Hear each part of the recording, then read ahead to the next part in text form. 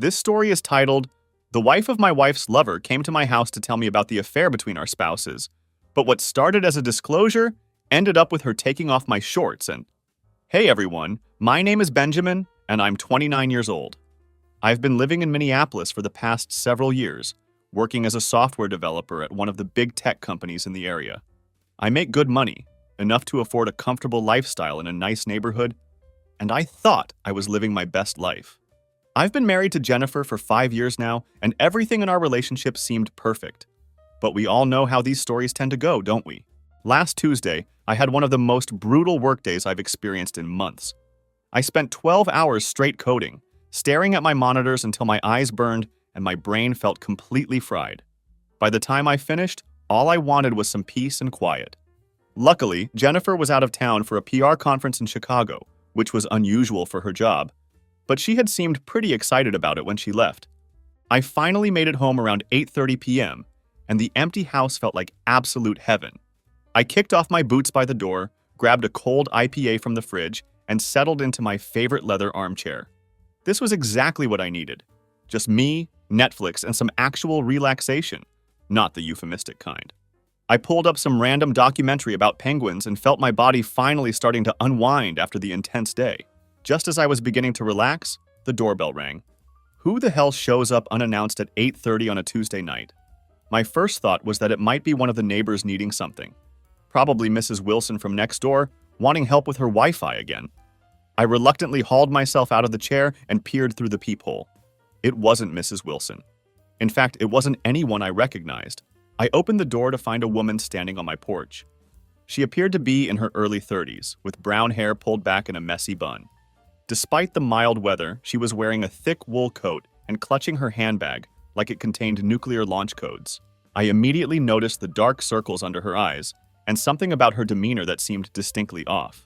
"Are you Benjamin?" she asked, her voice sounding rehearsed, as if she had practiced this conversation multiple times before coming here. I nodded slowly, my mind racing through possibilities.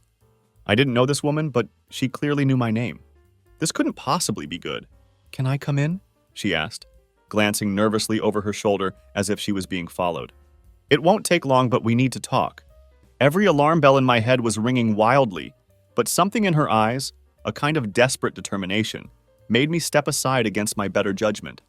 I led her into my house, a decision I would look back on later as one that irrevocably changed the course of my life. The woman perched awkwardly on the edge of my couch, her back rigid as a board, her hands twisting together nervously in her lap.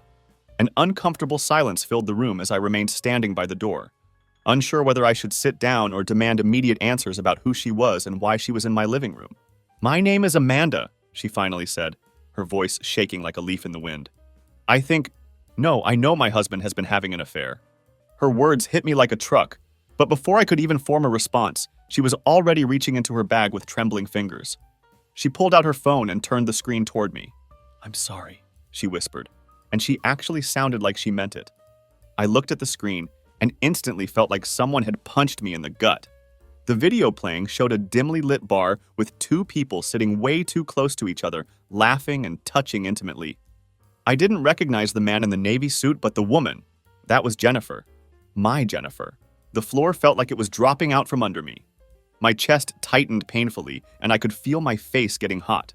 It wasn't anger, not yet, just pure disorienting confusion and disbelief.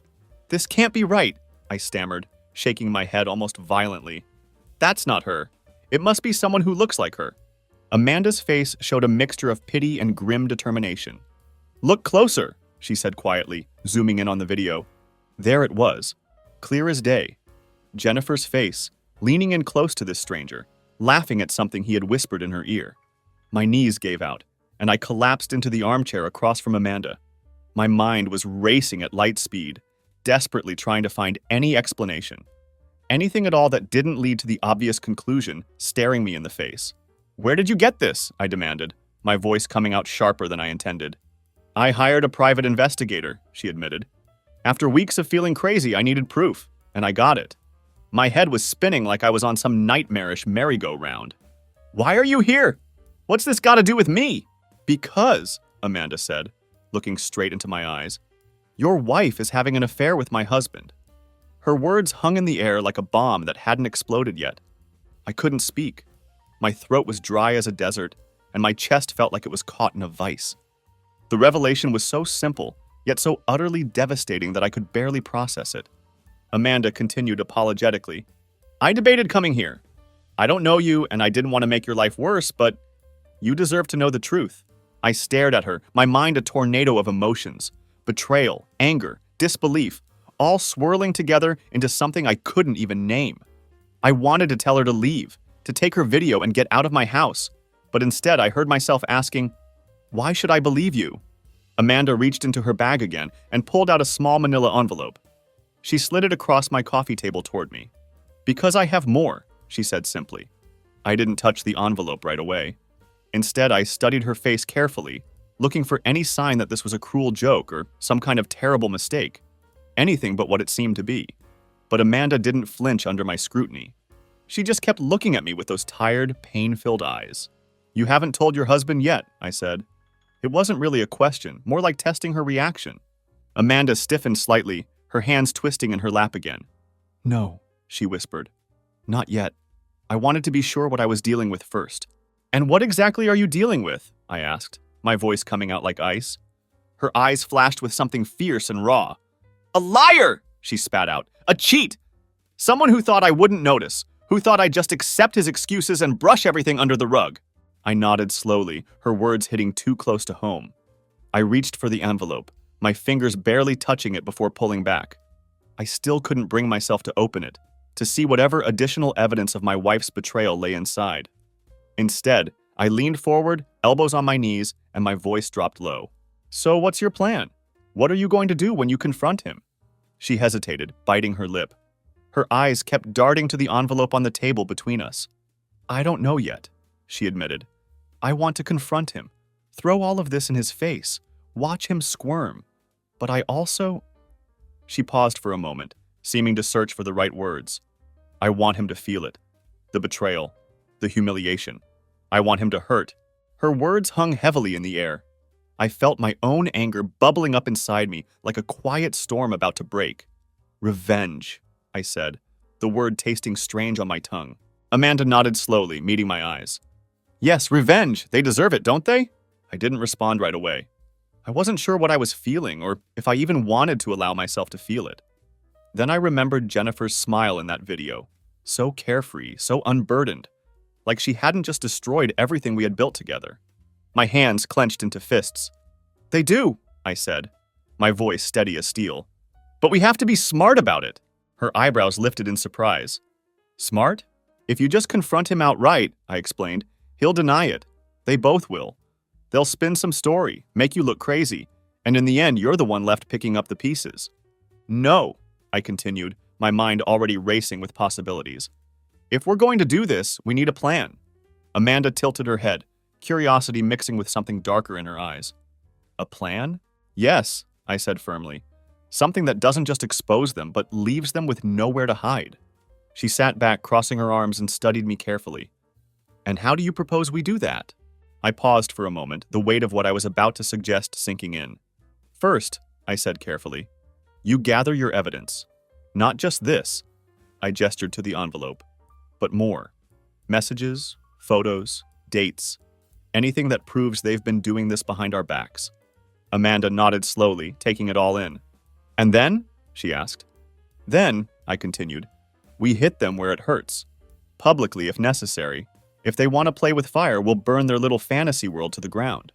Her lips twitched into a faint smile, though there was no humor in it. I didn't expect this from you, Benjamin. What did you expect? I asked, a trace of bitterness in my voice. I don't know, she admitted. Denial, maybe, or for you to kick me out, pretend this never happened. I let out a laugh, short and sharp, more bitter than anything else. Believe me, I wish I could, but denial won't fix this, and pretending won't make it go away. The room fell silent as the weight of our shared betrayal pressed down on us like a heavy blanket we couldn't shake off. Amanda broke the silence first, her voice soft but determined. What about Jennifer? Are you going to confront her? The question swirled in my mind like a storm. I thought it through carefully. Not yet, I said finally. Not until I know everything. She nodded, her gaze steady as a rock. And when you do? When I do, I said, my voice low and dangerous. She'll wish she never met me. The fire in Amanda's eyes mirrored mine. There was a shared resolve binding us together in a way I hadn't expected when I first opened my door to this stranger. We sat there in silence, an unspoken agreement between us clear. This wasn't over.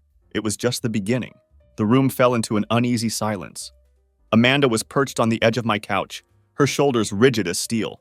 Her eyes kept flicking between the envelope on the coffee table and my face. I stared into the dim glow of the streetlight filtering through the window, trying to make sense of the chaos that had just invaded my life. Suddenly, everything went dark. The power cut out without warning, startling both of us. The hum of the refrigerator died, and the quiet buzz of the lights went silent. For a moment, neither of us spoke. "Is this normal?" Amanda asked, with nervous humor in her voice. I exhaled sharply and shook my head. No, probably the storm outside. The power lines in this neighborhood are garbage. They're always going down. I stood up from my chair and fumbled in the dark for my phone. The flashlight beam cut through the shadows, illuminating Amanda's face. She looked different in the pale light, more vulnerable somehow. Her earlier confidence seemed to have been replaced by something softer. "I'll get some candles," I said, and headed toward the kitchen. The house was eerily silent as I moved through it. I found a half-burned collection of candles in a cabinet, left over from some forgotten anniversary dinner. I set them around the living room carefully, and soon the flickering flames painted the walls in warm, dancing light. It created a weirdly intimate atmosphere that I hadn't anticipated. When I returned to the couch, I caught Amanda staring at the firelight. I couldn't read her expression. "This is cozy," she murmured, almost talking to herself. "Too cozy," I muttered, though I didn't really mean it. There was a strange pull to the room now, as if the darkness had stripped away the barriers between us. I went to the kitchen and grabbed a small battery-powered fan, flipping it on to circulate the air. The gentle hum filled the silence, adding a rhythmic background to the candlelight. Amanda laughed softly, the sound low and melodic. "If I didn't know better, I'd think you were trying to seduce me." Her words caught me off guard, and I stumbled over my response. "I am not," I said quickly, feeling my cheeks getting warm. "Right," she said, a slight smile playing on her lips. "Circumstance." I leaned back in my armchair, my body heavy with exhaustion, my mind still racing from everything she had revealed. Amanda, however, seemed to relax. She shifted on the couch and turned to face me fully. The candles softened her sharp features, making her look younger, almost peaceful. "You know," she began, her voice low and thoughtful, "they used our love for them as a weapon. They betrayed us with the parts of themselves we thought were ours." She paused for a moment, her gaze meeting mine with a steady, intense look. "What if we use the same weapon to strike back?" I frowned at her words, not quite understanding what she was getting at. "What are you talking about?" Amanda leaned forward, her movement slow and deliberate. "Think about it, Benjamin. What would hurt them the most? What would make them really feel, the sting of what they've done to us?" I shook my head, her words tugging at something primal and confusing inside me. What are you suggesting?" Her voice dropped to a whisper as she stood up slowly and crossed the small space between us. Her hands brushed the armrests of my chair as she leaned in close. I could feel her breath on my face. "We wound them with the same weapon they used to wound us," she murmured. "Each other." The implication hit me like an electric shock. I froze in place, my mind scrambling for solid ground. "Amanda," I began, my voice unsteady. That's not..." Before I could finish, she moved gently but purposefully, sliding onto my lap. Her hands rested lightly on my shoulders, and I could feel the heat of her body against mine. Her proximity scattered my thoughts like leaves in the wind. "This isn't about them right now," she whispered, her voice soft and coaxing. "It's about us, taking back some of what they stole." Her words swirled around me, intoxicating and dangerous. I opened my mouth to protest, to stop this before it went any further, but the words caught in my throat. I found myself staring into her eyes, the candlelight reflecting like tiny flames, and then somehow, I wasn't thinking at all. Her lips brushed against mine, gentle at first, then more insistent. The world around us dissolved, everything replaced by her presence. The scent of her perfume mingled with candle wax. It felt wrong. I knew that deep down, but it also felt inevitable, like a dam breaking under too much pressure. Somehow, we ended up in the bedroom, the flickering candlelight following us. The bed creaked beneath our weight. Her hands tangled in my hair, her breath hot against my neck. Every touch, every whispered word blurred together like a fever dream, a desperate escape from the pain consuming us both. When it was over, silence returned, heavier than before. Amanda lay beside me, her breathing steady, her dark hair spread across my pillow. I stared at the ceiling, the weight of what had just happened settling on me like a stone. In the stillness, one thought kept echoing through my mind. What have I done? Sunlight streamed through the blinds, cutting the room into golden strips. The faint scent of candle wax lingered, mixed with her lavender perfume. My head was throbbing, not from alcohol, but from the weight of everything that had happened. Amanda was still asleep beside me, her dark hair fanned across the pillow, her breathing soft and steady. The events of the night before replayed in fragments. The darkness, the candles, the whispered words that had pushed us over the edge. Guilt tightened around my chest like a vice. This wasn't who I was, or at least not who I thought I was. Then I remembered why we were here. Why Amanda had shown up on my doorstep. Jennifer, her betrayal, all the lies. Bitter resolve washed over me. I sat up carefully, trying not to wake Amanda. I reached for my phone on the nightstand, my fingers trembling slightly.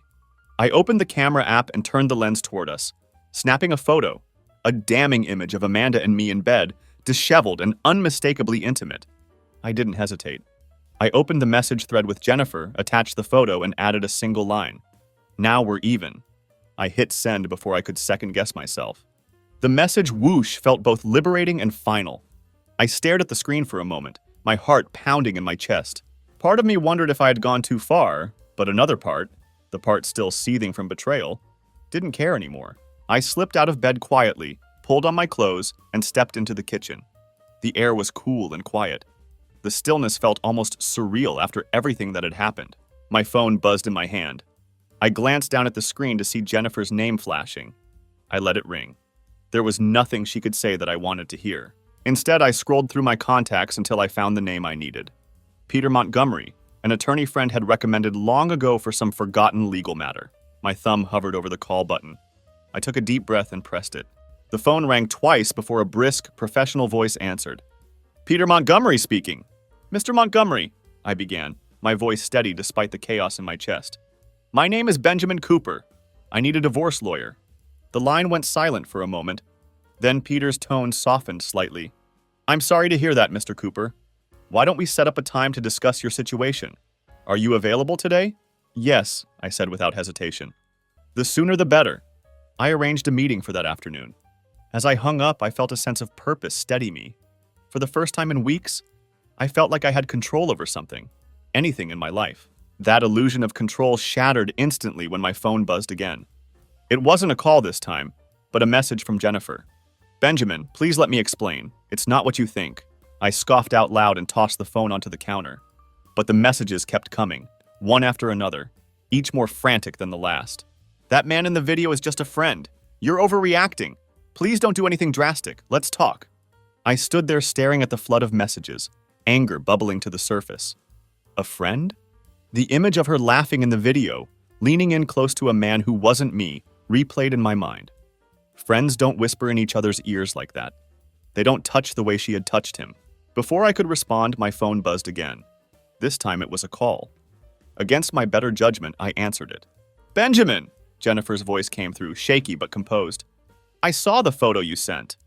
And, I said coldly, my grip tightening on the phone. Her voice softened, almost pleading. And I need you to understand.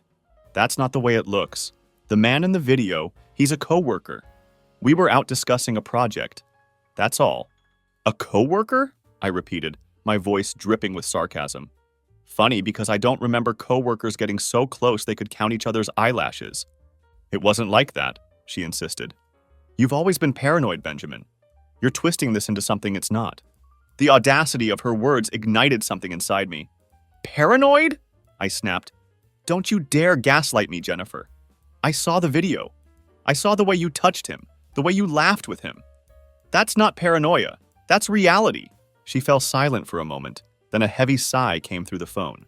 I made a mistake, she admitted finally, her voice barely above a whisper. But it wasn't what you think. It wasn't an affair. Oh, so you're just casually flirting with other men now? That's your defense? I asked, my voice sharp and cutting. Benjamin, she said, her tone shifting to desperation. Please don't throw everything away over a misunderstanding. I clenched my jaw, words catching in my throat. I wanted to yell, wanted to demand answers, but instead, I took a deep breath. "Jennifer," I said finally, my voice cold and steady. "We're done. I've already called a lawyer." "No," she whispered, her voice breaking. "Please don't do this. We can fix this."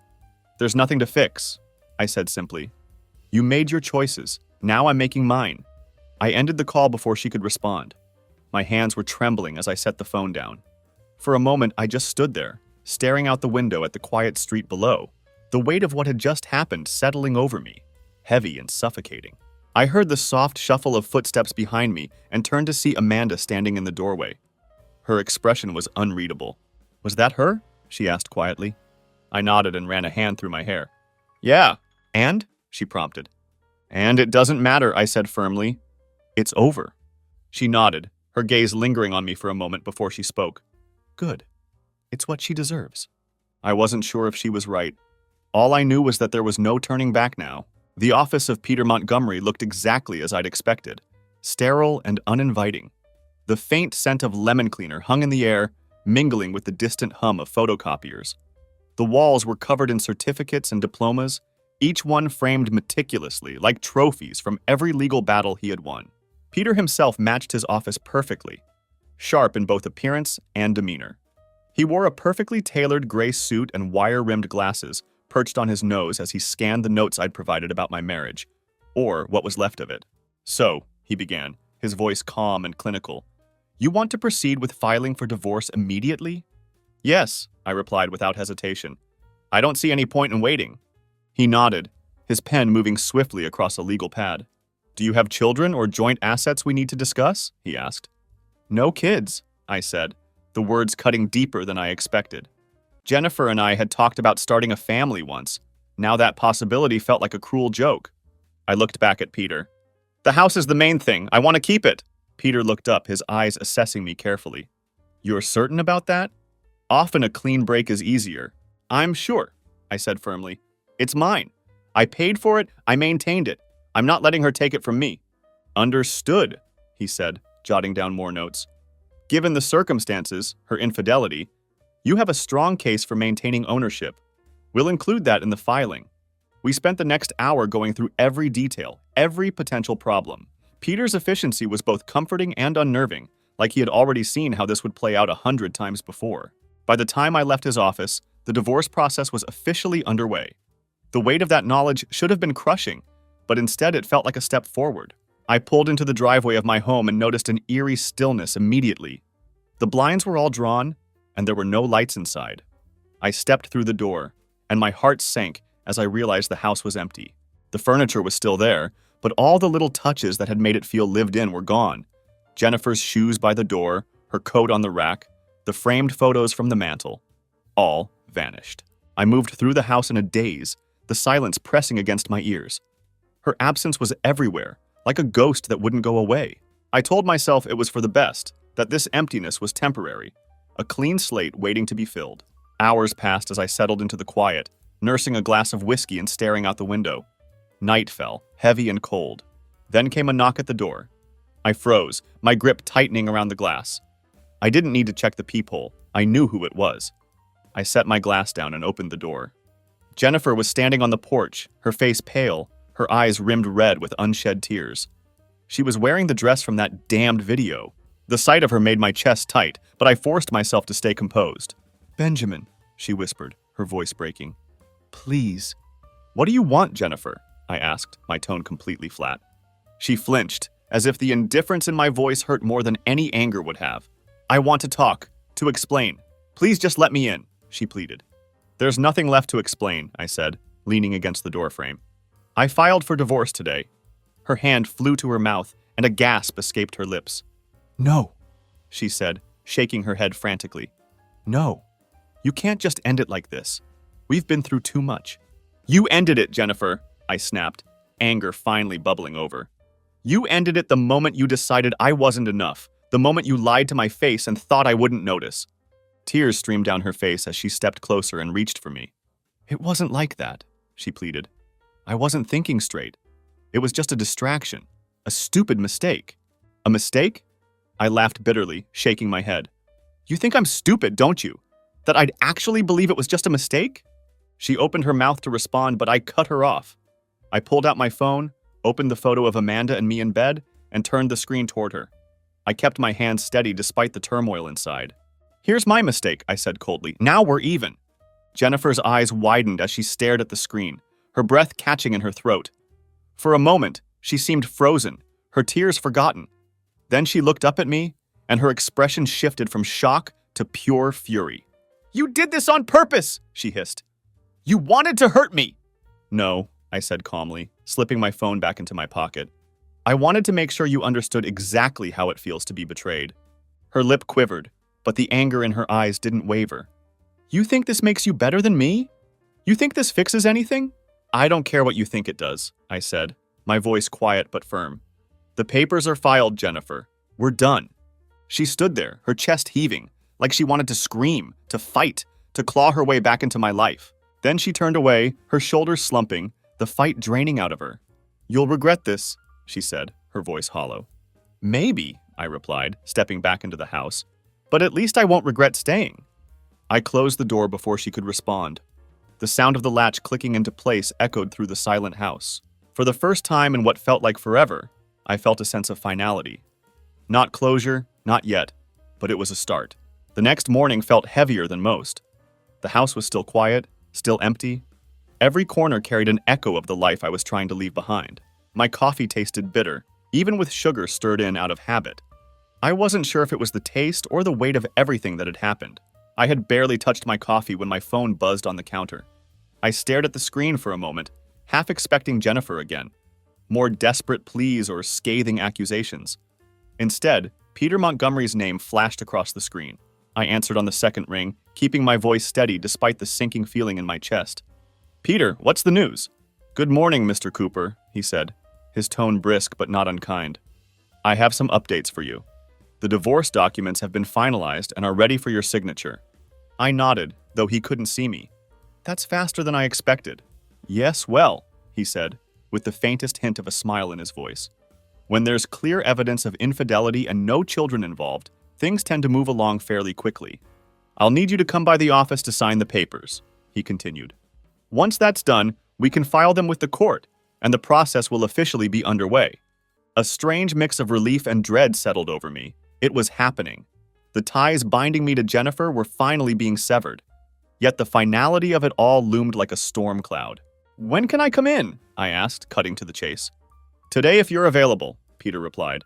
"The sooner we get this submitted, the sooner you can move forward." I glanced at the clock, barely 9 a.m. "I'll be there by noon." "Good," Peter said, then paused. "And Mr. Cooper?" "Yes?" "This is a tough step, but it's the right one," he said, his voice softer now. "I've seen a lot of cases like yours. I can tell you with certainty, things will get better." I wasn't sure if I believed him, but I appreciated the sentiment. "Thanks, Peter. I'll see you soon." I hung up and stared at my phone for a moment, the weight of his words sinking in. This was it. The beginning of the end. Or maybe the beginning of something new. Either way, there was no turning back.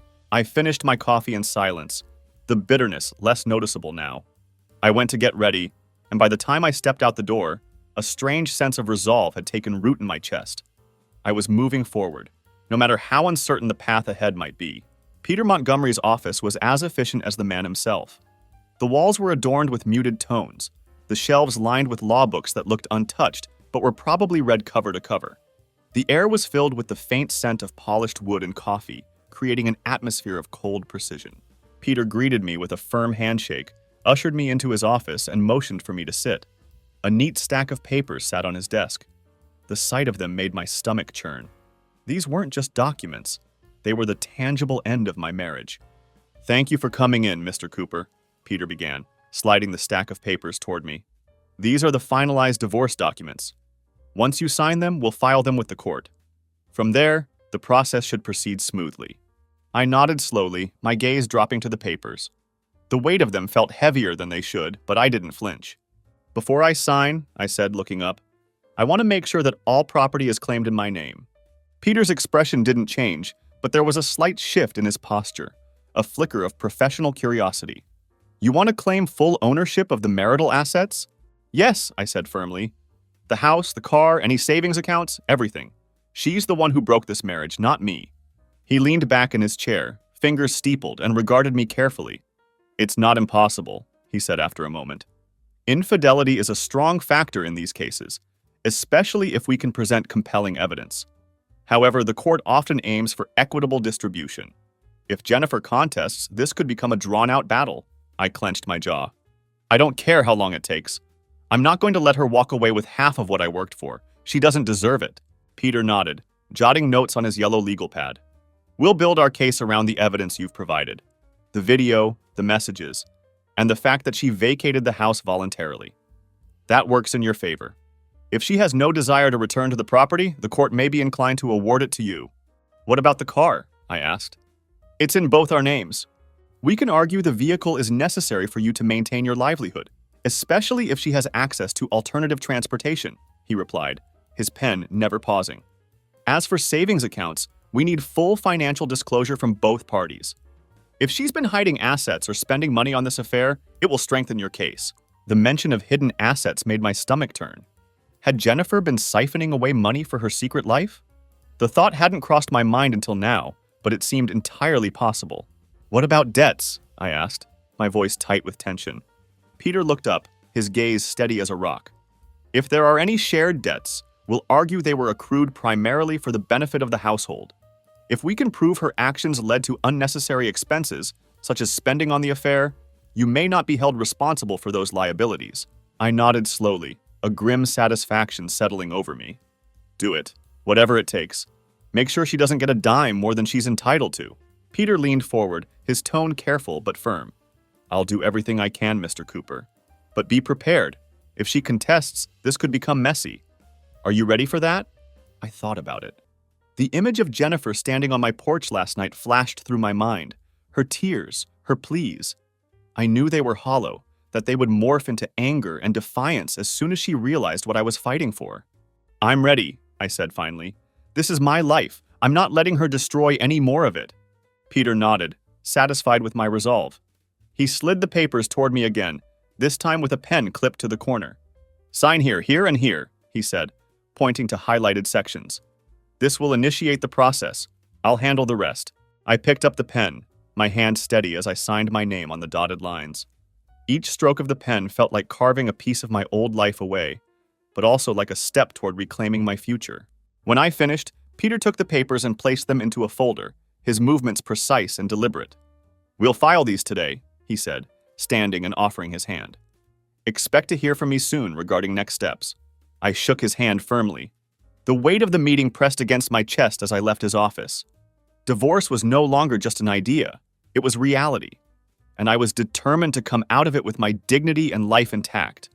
Jennifer might have broken my trust, but she wasn't going to take everything I'd built, not without a fight. A week after signing the papers, my phone buzzed again. Peter's name lit up the screen. I answered immediately, bracing myself for whatever news was coming. Mr. Cooper, he began, his voice measured but slightly more urgent than usual. We've received confirmation from the court. The trial date has been set. That's faster than I expected, I replied, starting to pace across my living room. It's expedited due to the nature of the evidence we provided, Peter explained. The court prioritizes cases with substantial evidence of misconduct, and in this instance, we have more than enough. I stopped pacing and gripped the phone tighter. What are we looking at, Peter? What's our likelihood of success? He paused briefly, as if considering how to phrase his response. The evidence you've gathered, the video, the messages, the testimony regarding her abandonment of the home, paints a compelling picture. If presented effectively, it significantly favors you. Barring any unforeseen developments, I'd say your chances of success are strong. A wave of relief washed over me, though it was tinged with lingering tension. And Jennifer? I asked. Has she indicated how she plans to respond? She's contesting, Peter said. But her counter-arguments seem weak. Her lawyer claims the affair was non-physical and insists she contributed equally to marital assets. However, the burden of proof lies on her to demonstrate those claims, and we've prepared to dismantle them. When's the trial? I asked, cutting to the chase. It's been scheduled for next Monday, Peter said. A bit sooner than anticipated.